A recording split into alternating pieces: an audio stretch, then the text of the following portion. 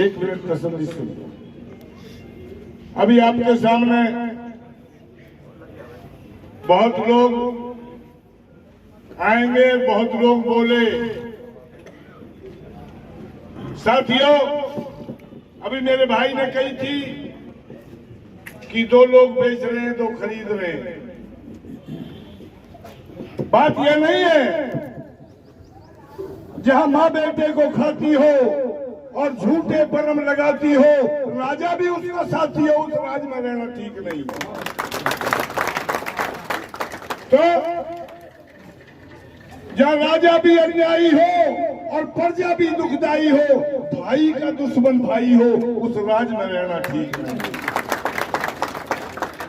जहां धर्म की नहीं रवा हो, साबूत भी बिना गवाह हो और हिटलर शाही की चली हवा हो, तो राज में रहना ठीक नहीं।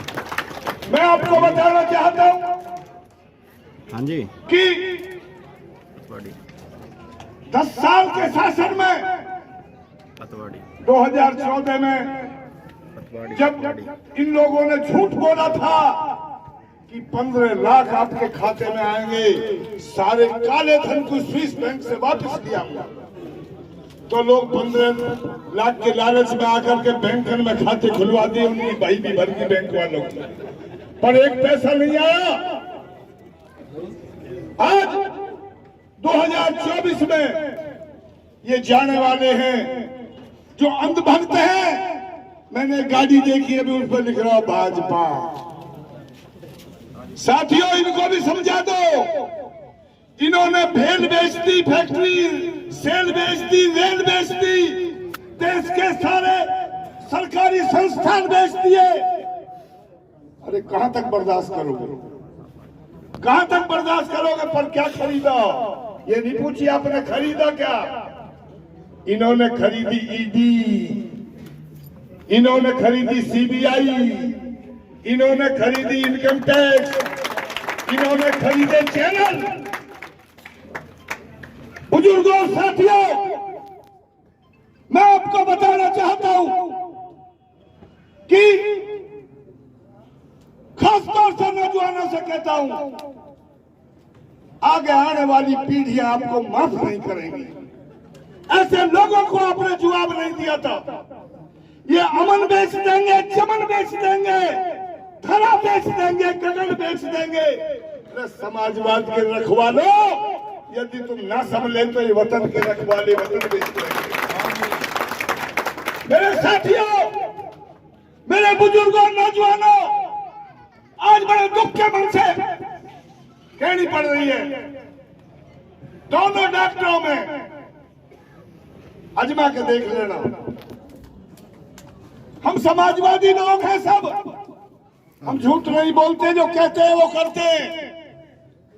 परंतु डॉक्टर महेश शर्मा जब आए थे, जब एक छोटी सी दुकान में डॉक्टरी करते थे, 10 साल में उन्होंने क्या कमाया?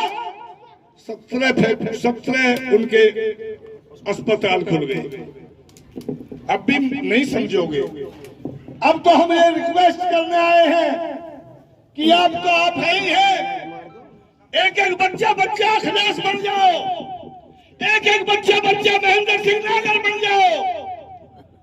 कुछ लोग हैं, मुझे पता है, मेरे ही भी है वे, जिन पे बहुत लग रही है, जो पदाधिकारी भी है, उनसे कह दो हाथ जोड़ के, वीर सिंह यादव कह रहा है अब की बार चुप बैठ जाओ।